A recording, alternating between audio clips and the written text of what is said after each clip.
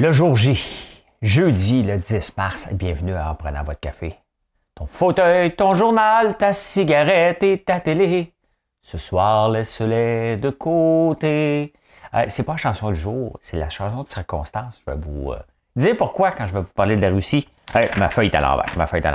Je parle de Charest, c'est pour ça. Hein? Il y a une nouvelle loi à Tennessee. Tabarnouche. Le quartier Molson, abri nucléaire. Ça vous dit quelque chose, ça? Virgin Bird, on parle de ça. Des mammouths, on parle de chameaux. On va parler de shellflation, un nouveau nom. De stagflation, on va parler de stagflation. J'ai deux insolites intéressants. Les heures de sommeil. Vous vous couchez bien tard. Hein? La crypto, ça plante. Je vais vous dire pourquoi. Une petite section entrepreneur. On va parler d'agriculture. Il y a tellement du bon stock ce matin là, que vous allez vous asseoir tranquillement. Mais si tu conduis, tu es supposé être déjà assis. Hein? On s'entend si tu m'écoutes dans l'auto. Sinon, écoutez, prenez une petite pause, faites un like et ça part. L'actualité vue par un entrepreneur.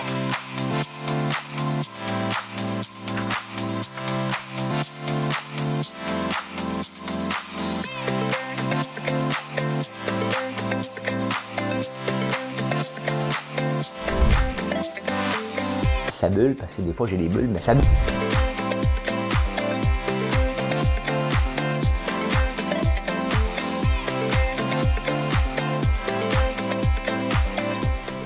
Essayer de faire un spectacle.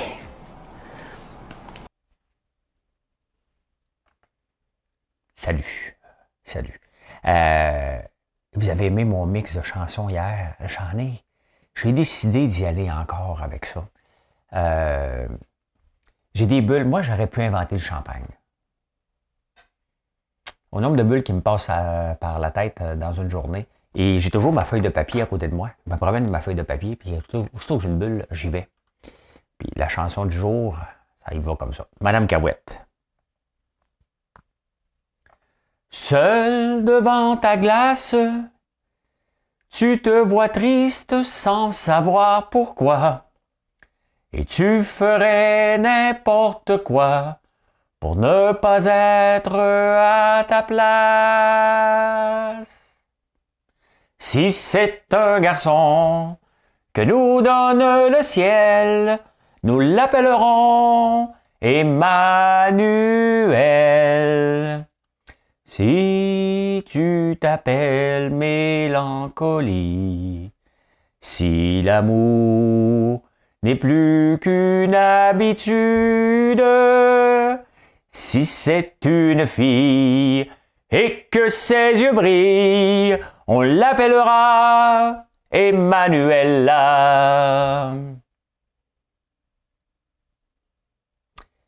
Mélancolie. Hein? Et Emmanuel, une chanson triste avec une chanson de naissance. Hein? Pourquoi pas? Mais c'est triste quand même. Seul devant ta glace, mélancolie, je n'avais pas porté attention aux paroles. Tu te vois triste sans savoir pourquoi. Tu ferais n'importe quoi pour ne pas être à ta place. Tu sais, dans le fond, quand on est triste ou quand on prend un peu de poids, moi, des fois, mon poids varie comme tout le monde. Je ne me tiens pas toujours en forme. Et on ne se regarde plus à un moment donné dans la glace, hein, dans le miroir. Donc, seul devant ta glace, tu te sens triste sans savoir pourquoi. Puis si c'est un garçon qui nous donne le ciel, on le sait qu'on l'appellera Emmanuel. Hein? Puis si c'est une fille, on l'appellera Emmanuela. Mais la vraie phrase, hein, j'aime mieux terminer sur une note positive, la vraie phrase, c'est « Il aura mon front et le bleu de tes yeux. Nous le ferons bon afin qu'il soit heureux. » Mais la phrase magique, elle est ici. « Oui, mais pour cela, il faut d'abord le faire. Réchauffe les draps et fermer la lumière. » Cette chanson-là, je pense que vous la chanter une fois par semaine tellement qu'elle me fait rire. C'était Emmanuela et Mélancolie. C'était le mix du jour. Vous aimez ça, fait que je m'amuse avec ça. Hein? On retient notre souffle aujourd'hui. Hein? Jean Charest, la conquête de l'Ouest. Il est à Calgary aujourd'hui pour annoncer sa candidature. Voyons, il est allé dans voir l'ennemi, hein, parce que c'est là qu'est la base forte des rednecks. Hein. il y a beaucoup de... Pas les gens de Calgary, là, des très bons clients de notre site, des gens qui... Il y a beaucoup de Québécois. L'extrême droite des partis conservateurs est là-bas, donc il va annoncer là-bas. Il n'y a pas de chance de gagner. Là. En partant en ce moment, il n'y a pas de chance. Poilievre est en avance. L'extrême droite veut dominer ce parti-là parce qu'ils ne comprennent pas qu'est-ce que ça prend pour gagner. Ils ne veulent pas gagner. Ils veulent juste faire passer leurs idées. Donc, bonne chance, Jean Charest. Hein? Bonne chance, bonne chance, bonne chance. On va suivre ça de près, là. On va suivre ça de près. Nous sommes prêts. Puis nous autres, on va suivre ça de près. Accent grave, S, P-R-E, accent grave, accent circonflexe, T. Hein? Nous sommes prêts. Suivre ça de près. On va faire une petite transaction. On va travailler. Là. C'est la première ébauche d'un slogan. Il y a une loi à Tennessee qui vient de passer. Sur les conducteurs Yves, on en a parlé un peu, on va se le dire. J'adore aller à cette émission-là. Hier, c'était une émission parfaite, des beaux invités, des invités le fun. Hein? Vraiment, vraiment, je pense, en tout cas, fait quelques fois j'y vais, c'était ma préférée à date. Mais on a parlé d'un sujet que je n'avais pas eu le temps d'aborder hier parce que ça fait clic. Hein, l'enregistrement a coupé sec. Mais une nouvelle loi au Tennessee contre les conducteurs Yves. Donc, tu t'en vas un peu en boisson, sous comme une botte. Hein? De plume. Sous comme une botte, on continue la phrase. Mais là, mettons, tu es sous comme une botte en conduisant au Tennessee et tu tues des parents. Tu vas te ramasser avec des enfants à charge. Pas tout à fait à charge, hein? Mais tu vas payer pour eux autres le restant de tes jours. J'ai hâte de voir comment les assurances vont s'adapter. Mais ça ne changera rien au sous-long, là, hein? Sauf qu'ils vont se ramasser avec une facture supplémentaire. Donc, mais ça ne changera rien. Là. Hein? Quand tu prends l'auto, tu ne te dis pas « Oh, tabarnouche! Si je tue quelqu'un, si je tue un parent, je suis mieux de tuer un vieux, sur qui je m'enligne. » Ils ne savent pas, eux autres, là, qu'ils s'en vont tuer quelqu'un. Là, hein? Ils sont sous. Fait que, c'est une façon de pénaliser. Chacun à sa façon. Hein? Et le quartier Molson, on n'en parle pas. Je ne parle pas beaucoup de la ville de Montréal. Valérie est tranquille en ce moment. Puis il y a d'autres nouvelles plus importantes que ce que Valérie pense de la STM. Là, les autobus vides, pour le moment, c'est pas important. Mais le quartier Molson, hein, qui va être ravivé, s'il y a un quartier qui est plate à Montréal, c'est bien lorsque tu sors de l'autoroute Ville-Marie puis tu arrives près de Molson. C'est comme froid. Hein? Il avait essayé de créer quelque chose en expropriant à peu près tout le monde lorsqu'ils ont bâti la tour Radio-Canada. Donc, la tour Radio-Canada qui va être transformée en condo. Il va y avoir toutes sortes de choses qui vont se passer là-bas. Et l'emplacement Molson aussi, qui va être créé. C'est à peu près dans 10-15 ans. On va peut-être recréer un Griffintown dans ce coin-là. Mais c'est intéressant. C'est le groupe Sélection qui est là-dedans. Entre autres, ça va être intéressant à suivre parce que c'est un coin qui est plate de Montréal. C'est froid. Tu n'as pas le goût d'aller là. Il me semble que, même l'été, tu arrives là, tu es en t-shirt, tu dis, on va mettre une petite laine. Hein? On va mettre une petite laine.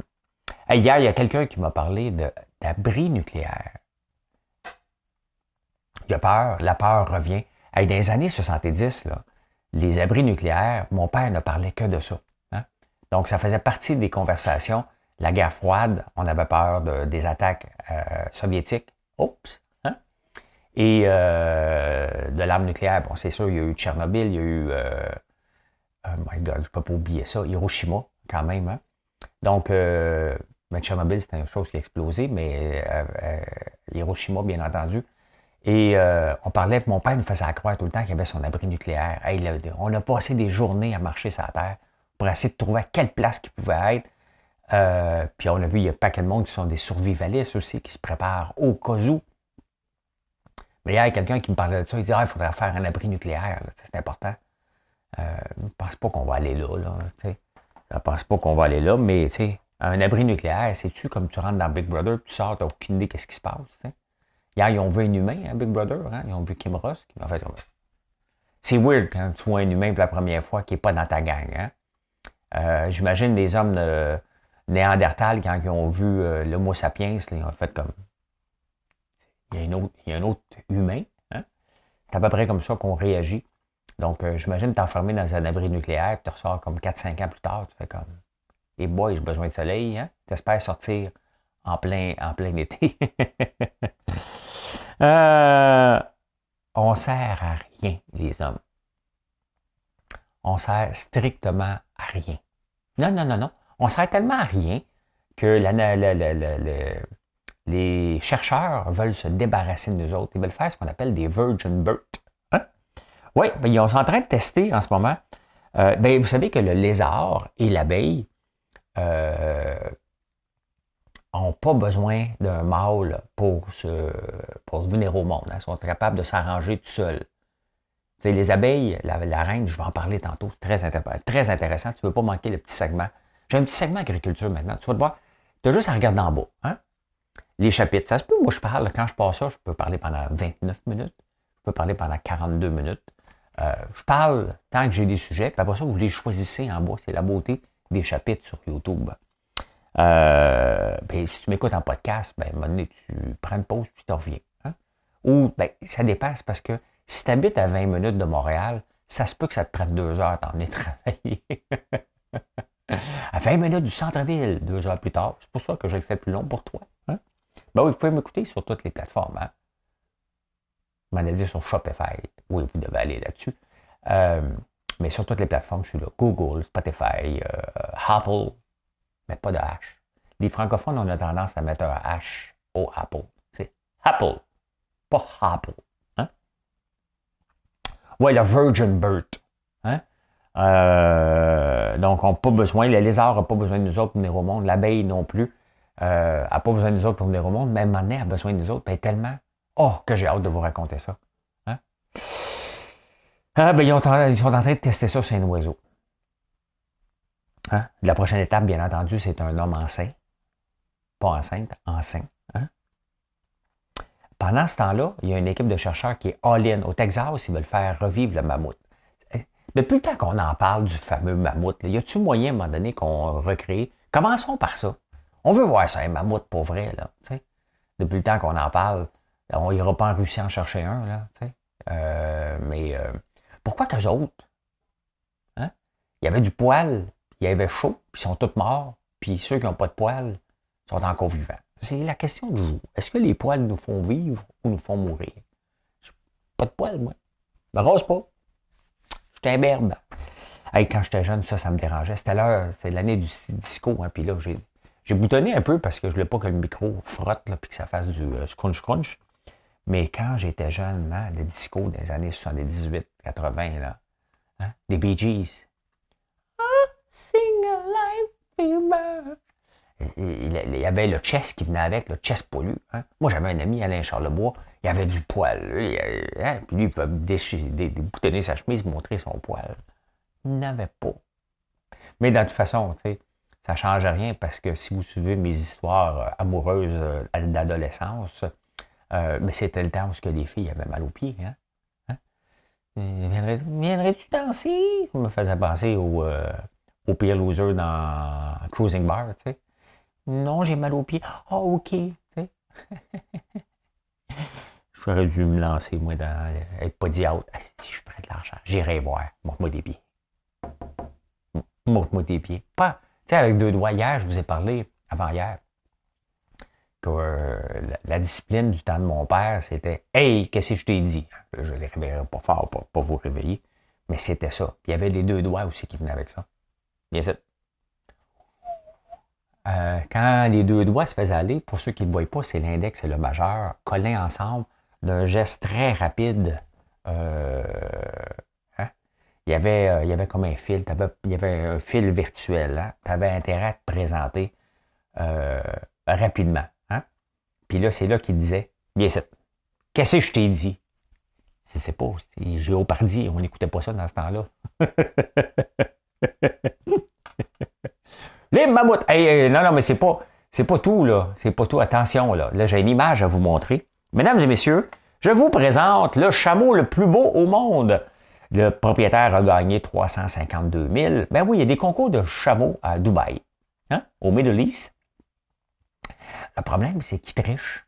Fait qu'avant de déclarer, là, les juges regardent ça et disent « OK, c'est lui le plus beau. » Fait que là, il me pogne, puis ils l'emmènent passer des rayons X. Ils veulent savoir s'il y a du Botox. Ben, c'est parce que, tu sais, c'est les babines molles un peu des chameaux, si vous remarquez, là. Donc, c'est le chameau le plus beau. Il s'appelle... il y a un nom. Hein, il s'appelle... j'avais trouvé son nom tantôt. C'est un Thoroughbred Arabian Camel. Et, ben écoute, il y a un nom, mais on s'en fout. Ben oui, il y a des concours de beauté, imagine-toi. C'est parce que regardez, la lèvre d'en bas, elle pend. Fait qu'il y en a qui mettent un petit peu de Botox pour y remonter les lèvres. C'est de là que ça vient. C'est de là que ça vient. C'est parce que si tu vas au Liban, toutes les filles ont les mêmes lèvres. C'est comme si on fait un moule. Ben c'est ça. Il y a un concours de chameaux, puis il y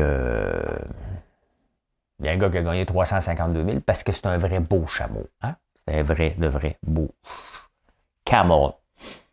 Il y a un nouveau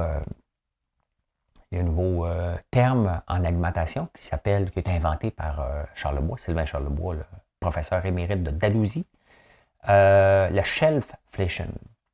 Ben vous savez que pour contrer la hausse des prix, première étape, les manufacturiers réduisent. Mettons, c'est comme moi, mon popcorn, j'en ferais 85 grammes, j'en mettrais 75 pour le même prix, supposons. Hein?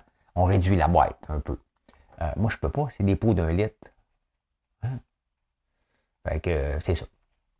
Il est trop tard, on a choisi 1 litre, il faudrait que je choisisse un 850 millilitres, mais ça va me coûter cher. Fait que, donc, on est pris.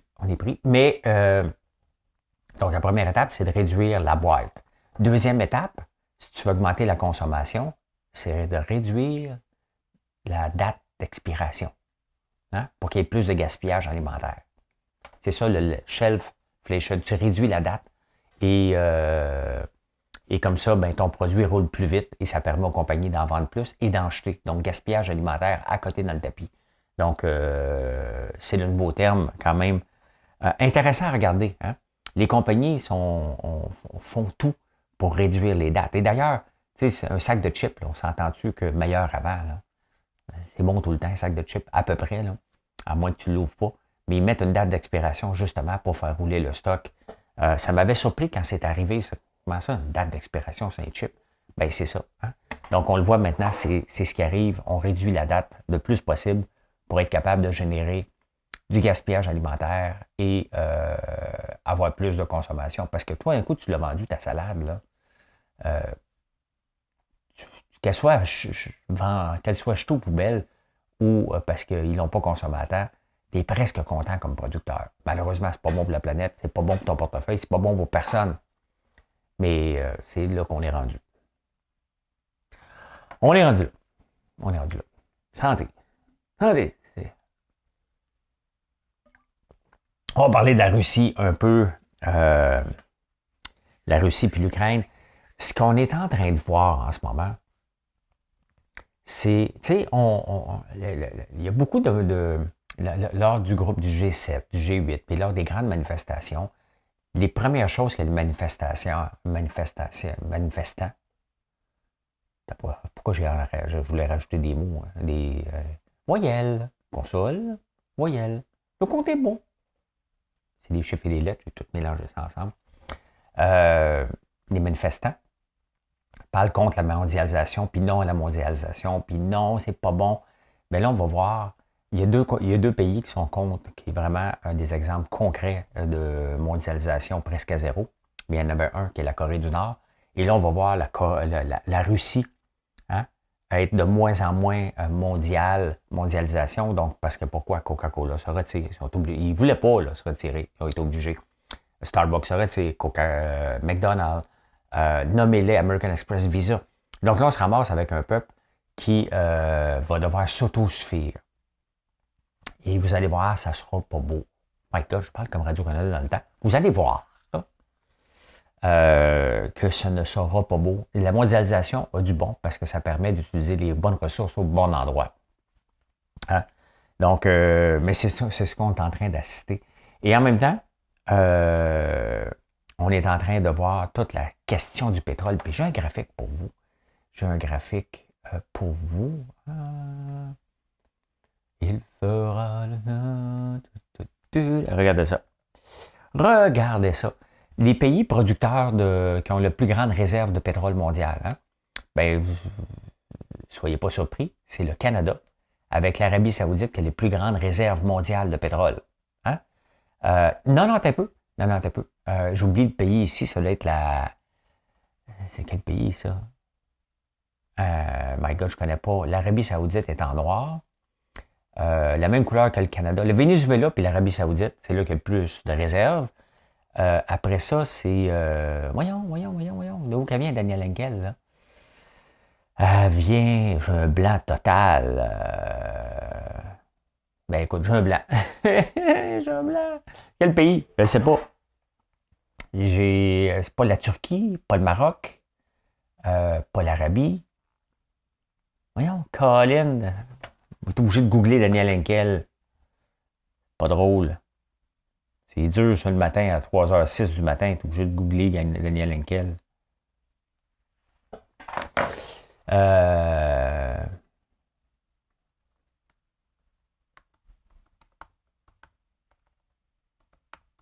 On va l'avoir dans mes recherches en plus. Pays d'origine.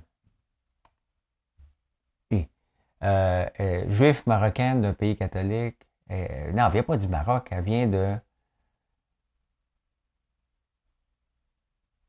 Bon, écoutez, Daniel Henkel, je vais l'avoir dans mes recherches, là, on va faire des cauchemars. L'Algérie, tabarnouche. Hein? Bon, l'Algérie et le Canada sont pareils. Après ça, les États-Unis n'ont moins que nous autres, mais ils exploitent plus que nous autres, parce que nous autres, on ne faut pas toucher à ça. Faut pas toucher à ça. Mais la Russie, quand même, c'est un grand pays. Ils n'ont pas tant que ça, mais ils en exportaient beaucoup. Donc, ben voilà, on est dépendant. Puis là, l'Europe, elle ne peut pas se couper des vivres rapidement comme ça de la Russie. Hein? Et là, il y a une discussion en ce moment avec les 27 pays membres de l'Union européenne. Je pense que c'est sur Paris, avec Emmanuel Macron, le leader, justement pour parler qu'est-ce qu'on fait avec le pétrole. Et ça ravive la flamme de GNL Québec. Puis même si le gouvernement a dit non, rapidement. Tu sais, le gouvernement ne peut pas dire non rapidement. Hein? Dire, non, on ne retouche pas ça. Là. La grève, la crise est là. Et ça se peut que les pays européens viennent cogner à la porte du Canada. Écoute, les autres, ils doivent se trouver un débouché avant. Là, OK? Avant de dire qu'ils vont couper le pétrole, ils veulent bien le couper le pétrole, là, mais ils en ont besoin. Ils en ont besoin pour le moment et ça aide pas la crise mondiale. Malheureusement, des fois, il faut que tu te mordes les lèvres et que tu endures quelqu'un dans une entreprise. On est obligé des fois, en affaires, souvent, on va endurer un partenaire. Je sais, vous endurez des fois vos partenaires, vous m'en parlez. Hein? Mais il faut trouver une solution. Ça se peut que l'Europe vienne cogner à la porte du Canada face. Qui est là? Oui, ici, l'Union européenne, on aimerait ça acheter votre gaz. Non, nous, on a des principes. Hein? C'est parce que les principes, c'est bien les principes mondiaux. Il ne faut pas être contre la vertu. Hein? Mais regardez l'état des commodités. C'est que pendant que le pétrole monte, hein, ben le monde se lance sur le charbon. Hein? Et le charbon monte en flèche et s'est stabilisé un peu. Mais il y a un an, le charbon valait 96 $, mettons, la tonne. Il en vaut 420. Qu'est-ce qui arrive quand les prix montent? Hein? Ben, il y a des nouveaux... on extrait plus de charbon, tout simplement, parce qu'il y a de l'argent à faire. Le charbon est la chose la plus polluante. Donc, on ne peut pas dire non tout de suite. Hein? Les lobbies vont se faire aller, c'est bien évident. Mais on va l'exporter un peu plus aux États-Unis qui ont arrêté l'importation. Mais on veut quoi, là? On veut que le Venezuela, qui est un pays qui est à l'éthique variable négative, hein? L'Arabie Saoudite qui va en profiter, ou l'Europe qui peut dire non, on vient de se faire avoir par la Russie. On va se revirer vers des pays éthiques maintenant. Probablement la Norvège qui vont continuer à s'enrichir à côté dans le tapis. Et nous, on va laisser passer ça. On ne peut pas laisser passer ça pour tout de suite. Il faut dire, la réponse d'un premier ministre normal, là, réduisé, regardez, on va analyser la situation. Parce qu'on parle, quand même, c'est pas demain la veille. Là. Si on décide oui aujourd'hui, hein, mais le bureau d'audience publique avait dit non pour le GNL à Saguenay, c'est sûr, regarde, pétrole et écologie ne fit pas ensemble. Mais à un moment donné, pétrole et économie fit ensemble. Donc, tu regardes à un moment donné la balance de tout ça, puis tu dis qu'est-ce qui est mieux? Qu'est-ce qui est mieux pour la planète? Qu'on exploite énormément de charbon? Non. On n'exploite pas ici. On peut dire, hey, c'est pas nous autres, pas dans notre cours. Mais la planète, c'est notre cours aussi. Donc, avant de dire non, il faut regarder qu'est-ce que l'Europe veut faire. Est-ce qu'on peut aller cogner à la porte et dire, OK, parfait, est-ce que tu vas nous en acheter pendant 10, 15 ans à partir d'il y a 5 ans? Est-ce qu'on peut l'exporter en le faisant passer par le train en ce moment? Donc, il y a un paquet de débouchés à regarder pour voir qu'est-ce qu'on peut faire avec ça pour pas aider la planète, mais un peu en même temps, puis dire, regarde, on va arrêter d'être dépendant. Ça ne donne rien de partir de la Russie et aller acheter au Venezuela. Le Venezuela est pour la Russie. Donc, il faut regarder ça sérieusement. Hein? En parlant de la Russie, hier, ils ont tiré sur un hôpital pour enfants. Là, c'est, tu sais, dans une guerre, là, t'essaies d'éviter les civils et les hôpitaux. Là, t'en vas tirer sur un hôpital pour enfants. Celui qui a pesé sa gâchette, le méchant coucou, hein? Sincèrement, tabarnouche. Hein? Tabarnouche. Le mot stagflation. Vous allez en entendre parler. Je vous ai parlé beaucoup d'inflation. L'inflation, la stagflation, c'est quoi? Hein? Une croissance arrêtée et une inflation dans le tapis. Et c'est ce qu'on a en ce moment. Si on regarde le prix encore des commodités, bien, regardez, tout monte. Le pétrole va remonter un peu aujourd'hui. Il s'est calmé un peu, là. Hein? Il a pris une petite pause de son... il a monté presque à 130, là, il est à 115. Mais là, il a pris une petite pause. Mais ça, c'est de l'inflation encore dans le tapis avec tout le maïs, l'éthanol, le blé, le bois, tout monte en flèche. Là, on a une croissance qui va être presque nulle. Tu sais, moi, je suis en train de penser à faire des rénovations. Là. Je suis en train de faire les plans, puis choisir. Puis là, je me dis, attends un peu, là. Hein? Ça veut dire qu'il faut que je vende des placements boursiers. Je vis de ça, mes placements boursiers, puis ma compagnie. Mais ma compagnie, c'est une start-up. Donc, j'injecte presque plus d'argent dedans. Elle commence à vivre tout seul. Là. Donc, est-ce que c'est le bon moment de briser des placements boursiers avec le crash qu'on a eu? Pas sûr. Hein? Donc, la croissance, ça va être limitée. Et l'inflation est dans le tapis à cause de la situation mondiale. On appelle ça de la stagflation. Hein? Hier, j'ai parlé d'éthanol. Et je ne me souviens plus en quelle année, mais regardez, j'ai fait des petites recherches. Est-ce que ça serait le temps pour... le problème, regardez, hein? On utilise le maïs pour transformer en éthanol pour être plus vert pour la planète. Avec ce qui se passe avec l'augmentation du prix du blé, est-ce qu'on devrait détourner l'éthanol, non pas vers le gaz, parce que c'était passé en 2007. Et en 2007, on avait trop mis d'éthanol, on avait dit, on s'en va là-dedans, on a créé une famine mondiale. Hein? Et c'est ce que j'avais dit hier dans le show, puis il y a quelqu'un qui me dit, ne détruis pas l'éthanol, ou avant-hier, fais pas de mauvaise presse. Est-ce que ça serait le temps de dire, regarde, on va réduire un peu, ça veut dire encore plus d'exploitation minière, pour faire baisser les prix des denrées dans le monde en utilisant le maïs pour ce qui est supposé être utilisé, c'est-à-dire de nourrir. Donc, il y a tout ça, là, vraiment, là, il y a cette situation-là, parce que la Russie, ça ne se termine pas demain. Là. On parle d'une guerre qui va être très longue. Poutine ne pliera jamais. Hein? Donc, et il est caché. Fait que c'est pas comme si on peut aller le descendre, puis les États-Unis vont pas. Il n'y a pas un pays en ce moment qui est en train d'attaquer. Ils fournissent des armes. Puis beaucoup d'armes. Hein? Le gouvernement américain a voté hier 13,6 milliards d'aides, surtout envoyées en armes. Les compagnies capotent. On sait que les lobbies pro-armes sont très forts aux États-Unis. Là, ils salivent. Hein? Ils salivent en tabarnouche. Là. C'est sûr que les Américains même se sont armés contre la pandémie. Ben oui, parce qu'on n'en parle plus, là. On est encore en pandémie. Hein? L'Organisation mondiale de la santé, l'OMS, c'est ça, a dit, écoute, on a encore une pandémie, parce que là, on n'en parle plus. On parle de la Russie et de l'Ukraine, mais on est encore dedans. Ils s'est armés contre une pandémie, là, les Américains. C'est sûr qu'ils vont s'armer contre les Russes. Hein? Emmène-moi danser ce soir. Un peu. Ton fauteuil, ton journal, tes cigarettes et ta télé. Ce soir, mets-les de côté. Laisse-les de côté. Pourquoi je vous sens ça?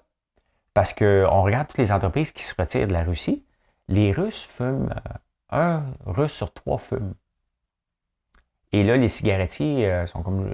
on n'en parle pas d'eux autres, là. Mais eux autres aussi commencent à se retirer. Mais pas toutes, hein. Ils veulent pas parler, mais ils veulent en profiter le plus longtemps possible. Tout le monde là-dedans, là, dit OK, il va falloir à un moment donné faire un geste. Mais les cigarettes ont déjà une mauvaise presse. Hein? Si tu fumes des Marlboro, tu n'arrêteras pas de fumer des Marlboro, probablement, parce qu'ils sont en Russie, hein, déjà. Tu fumes. Donc, tu as ta sorte, Craveney, un exporté sur le pack, là. Hein? Ça, c'était les années 70. Hein? Un pack de Craveney ou d'exporté, mais c'est ça. Là, les cigarettiers, il y en a qui disent ouais, on va se retirer. Ça fait pas trop de bruit en ce moment. Là. Mais moi, je check le champagne. J'ai hâte en maudit de vous dire que le champagne va arrêter d'être exporté en Russie. Ça n'a pas l'air d'être le cas pour le moment. Hein? Mais un Russe sur 3 fume quand même beaucoup. Qu'est-ce qu'on fait après avoir parlé de la Russie et de l'Ukraine? On fait 2 petites nouvelles insolites. Voilà. Ouais, je bave. Hey, si on est 23 dans la salle, hein? Mettons qu'on est un groupe de 23. Moi, je suis un gars de statistiques. OK? Et là, je suis tombé sur une statistique vraiment le fun, hein? Et légère. C'est que si on est 23 dans une salle, 50% des gens, il y a 50% des chances que 2 personnes aient la même date de fête. Hein? Si on est 23, 50% des chances que 2 personnes aient la même date de fête. Si on est 70 personnes, les chances sont 99%. Quand même, hein? Je ne sais pas pourquoi hier, j'ai cherché ça. J'ai cherché. Parce que, c'est bon, je me couche de bonne heure, moi. Je me dis, il doit bien y avoir un peuple qui se couche de bonne heure aussi. Là, je ne suis pas tout seul à se coucher. Parce qu'à chaque fois que j'embarque dans le lit, moi, après vous avoir parlé à 7h15, 7h30, 8h moins quart, je suis au lit. Et à chaque fois que j'embarque dans le lit, je me dis, my God, c'est la vie. C'est ma vie. C'est ma vie. C'est la vie, hein. Être propre dans des draps propres, se coucher. Pour moi, là, avec mon laptop, ma cigarette et ma télé. Je ne fume pas. Je trouve que c'est la vie. Mais là, j'ai regardé à quelle heure que les gens se couchent. Tabarnak, je peux voir du monde à 1h45. Regardez en Slovaquie, à 1h03 AM, la plupart des gens se couchent à 11h, 1h du matin. Ça se lève à 7-8h le matin. Hein? Même le Canada est là, vous vous couchez au Canada. À 11h57 PM en moyenne, vous levez à 7h33. 7h11 de sommeil. Moi, je me suis dit, m'a trouvé un peuple qui se couche à 7h30, 8h. Pas tout! Vous vous couchez tard.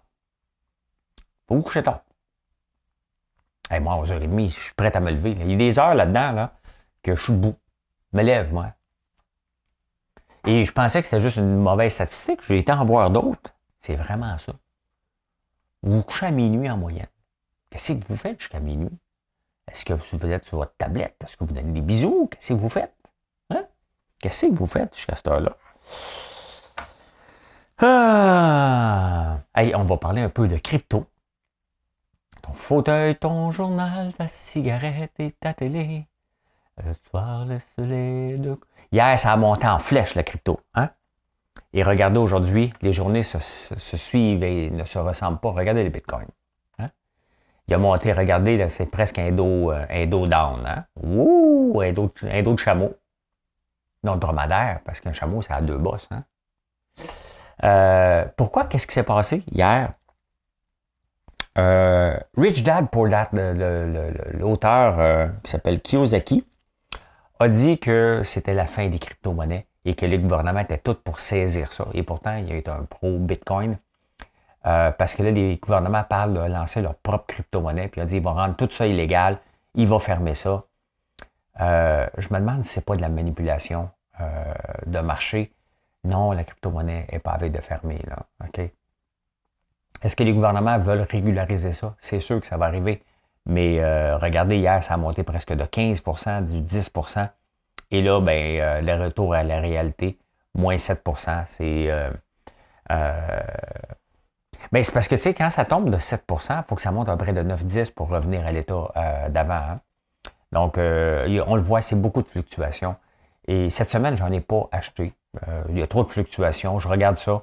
Et il n'y a pas de presse à aller perdre de l'argent.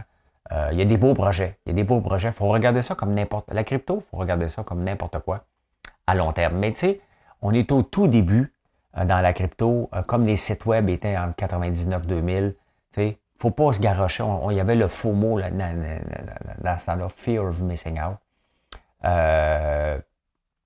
Donc, il n'y a pas de presse. Il y a des beaux projets. Il faut investir un peu régulièrement. Regarder ce qui est bon, ce qui n'est pas bon. Être prudent. La plupart des choses qu'on voit aujourd'hui ne seront pas là dans 3-4 ans. Donc, ben voilà. Pendant ce temps-là, la plupart des gouvernements, même le gouvernement américain, hier, il y a quelqu'un qui m'en parlait, pourquoi les gouvernements ne se lancent pas dans la monnaie virtuelle? Ben, j'ai dit, ils ne sont pas prêts à ça parce qu'ils ne comprennent rien. Mais là, ils comprennent un petit peu plus. Il y a 100 pays qui sont en train de regarder de créer leur propre monnaie virtuelle parce qu'on s'entend, le papier, on n'a pas vraiment besoin. Mais tu sais, si on veut faire des échanges, ben on le fait déjà. Tu sais, pas besoin de papier. Là. Les paiements Interac, là, on s'entend, tu n'as pas besoin d'avoir une monnaie supplémentaire. Là. On ne la voit pas, l'argent. Là, tu sais. On fait juste faire un transfert.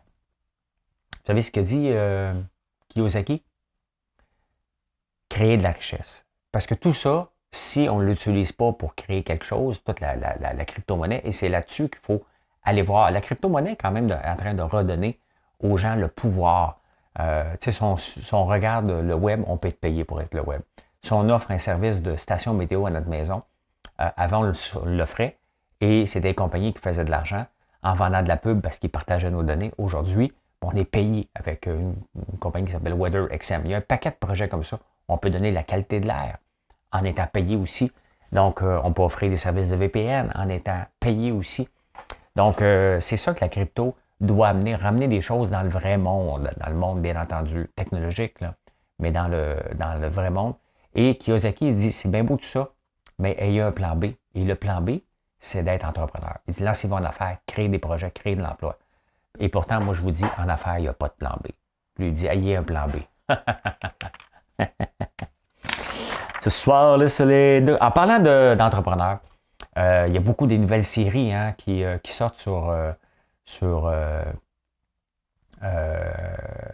les différentes plateformes, sur Crave, sur Disney. Theranos en est une. Super Pump, l'histoire de Uber. Et il y en a un paquet, même Inventing Anna, c'est un entrepreneur. Tu sais, et ça me passionne. Et on parle souvent de start-up. Je vous parle tout le temps de start-up. À quel moment qu'une entreprise n'est plus une start-up? Sur papier, okay, c'est après 5 ans. Tu ne peux plus t'appeler une start-up officiellement. Tu es supposé être organisé parce qu'une start-up, c'est le chaos total. Hein? Tu essaies des affaires, tu es flexible, tu es un peu mal organisé, tu es un adolescent. À partir de 5 ans, tu n'es plus une start-up, techniquement. Mais ça, c'est sur papier, c'est ta façon de te comporter. Tu es supposé être rentable aussi. Peut-être pas riche, mais rentable. Après ça, ça dépend. Tu peux garder la mentalité de start-up. Et ça, pour moi, je vais la garder tout le temps. Jeff Bezos d'Amazon, il disait, nous, on est une start-up encore. Amazon est une start-up dans la façon. Chaque client est important. Chaque client te rend heureux. Chaque client, c'est comme, faut que tu le serves parce que tu veux qu'il passe le mot à quelqu'un d'autre qui a un bon service. C'est pour ça qu'Amazon est devenu grand. Ils ont gardé cette mentalité-là. Et sans le savoir, j'ai toujours eu cette mentalité-là. Quand je suis tombé sur un article là-dessus l'année passée, j'ai fait comme, aïe aïe, je suis Jeff Bezos. Là, j'ai regardé, il y a mon jet, pas de jet, pas de bateau. Tu sais, fait que je dis, ouais, je suis pas encore tout à fait là. Je vous ai parlé d'abeilles. On va parler d'agriculture un peu. Vous savez que pour créer une reine, la reine, c'est à un moment donné, les abeilles disent, oh, on n'a pas de reine, on va créer une reine. Donc, ils choisissent une cellule, ils la transforment, puis là, ils disent, toi, tu es une reine. Hein? Donc, elle vient au monde sans l'aide d'un mâle, en théorie. Mais là, elle vient au monde à un moment donné, puis là, à un moment donné, elle est rendue plus grosse un peu, puis avant qu'elle devienne trop grosse, à un moment donné, elle a une petite nuit sur le party. Hein? Et elle fait qu'elle sort, je ne sais pas si c'est la nuit ou le jour, mais elle sort probablement le jour parce que ça ne vole pas la nuit. elle, avant de rentrer, là, elle va peut-être le faire rien qu'une fois. Là. Elle s'en tape 20. Hein? Un gangbang d'abeilles, ouais. Oui. Elle revient fécondée d'une vingtaine de mâles. Puis elle garde tout ça entre elles, puis après ça, elle disperse ça dans la ruche. C'est fantastique, le monde des abeilles. C'est vraiment fantastique. Elle va accepter le sperme de 20 mâles. Hein? Je ne sais pas si à 21, elle arrête, elle dit « OK, j'en ai assez. Hein? » Mais un gangbang d'abeilles. Elle fait une fois l'amour, puis elle fait un gangbang. Bon, un gangbang, là, si vous ne savez pas c'est quoi, allez googler, là, pas besoin de tout vous expliquer, ni encore moins vous montrer des photos. Parce que souvent, je dis « Hey, j'ai une photo pour ça. » Ouais, non. Sirop d'érable, la saison commence et là, tout est permis. Hein? Et cette année, la réserve mondiale a baissé beaucoup. Hein? Parce que, puis encore là, ils m'enragent des fois, la Fédération de sirop d'érable, parce qu'ils disent grâce aux exportations, on a augmenté de 38 %. Bien, il y a 3 ans, je n'existais pas. Maintenant, j'achète presque 2 % de la production actuelle de sirop d'érable. C'est local. Hein? J'en vends aux États-Unis, on exporte un petit peu, mais la plupart du temps, c'est local. Hier, vous m'avez envoyé une photo d'une laiterie qui met du sirop d'érable dans du lait. C'est local, ça. Hein? Les pop-corns qu'on fait, et tout ce qu'on fait, c'est local. Quand je regarde Chocolat Favori et tous les nouveaux produits à l'érable qui sortent, c'est local. Le sirop d'érable n'est pas saturé au Québec, mais ils ne sont pas capables de le voir. Ils ne pensent qu'à l'exportation. Il y a une bonne nouvelle quand même, parce que la réserve a été diminuée. C'est que vous savez que les producteurs de barils, ils livrent leurs barils à la Fédération, puis la monnaie, ton chèque. Des fois, ça peut prendre 4, 5, 6, 7 ans. Quand j'ai commencé à acheter du sirop il y a 2 ans, on était dans le 2012-2014. Ça veut dire que ça faisait 8 ans que les producteurs n'avaient pas été payés. Ça tape du pied.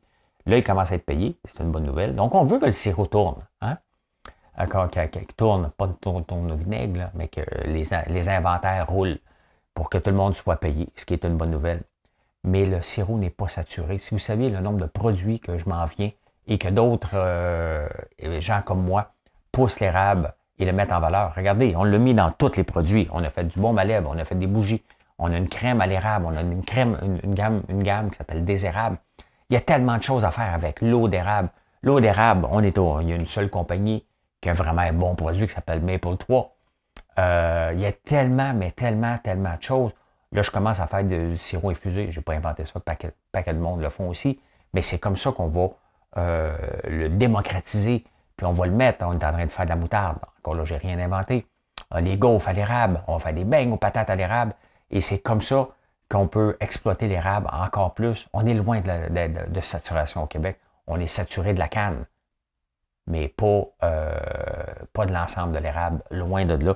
C'est intéressant quand même. Très. Il va y avoir une nouvelle réserve. Il y a une seule réserve en ce moment. Ils vont en avoir un autre, puis ils veulent le mettre près de l'autre. Comment? Allez mettre ça ailleurs au Québec. Là. Pas 2 réserves une à côté de l'autre. Là. Hein? C'est plus simple pour tout le monde. Venez en faire une dans l'Outaouais. Venez mettre ça dans mon rang. En face de chez nous. Hein? Hein? Dans mon champ. Mais non, c'est des tournesols. Ça va être plus beau des tournesols qu'une réserve mondiale de sirop d'érable. Eh bien, voilà comment j'ai vu l'actualité en ce beau jeudi, le 10 mars. Hey, merci d'être là. J'espère que vous appréciez. J'imagine que vous avez eu le temps de faire un like. Si vous, bien entendu, si vous êtes jusqu'à la fin, vous avez vu qu'il y avait des chapitres, mais vous avez écouté jusqu'à la fin. Hey, merci. Vous êtes de plus en plus à l'écouter, de plus en plus à venir découvrir nos produits aussi. Hier, je vous ai parlé d'ail noir. Alors, on va se le dire, ils ont capoté là-dessus. Gâtez-vous pour écouter. Vous allez voir, c'est fait ici au Québec et encore là, je ne suis pas tout seul, mais on veut que le Québec soit un joueur majeur dans la production d'ail noir et c'est ce qu'on va arriver. Pourquoi? Parce que vous aimez ça puis je vous en parle tout le temps. Allez, bonne journée puis à plus tard.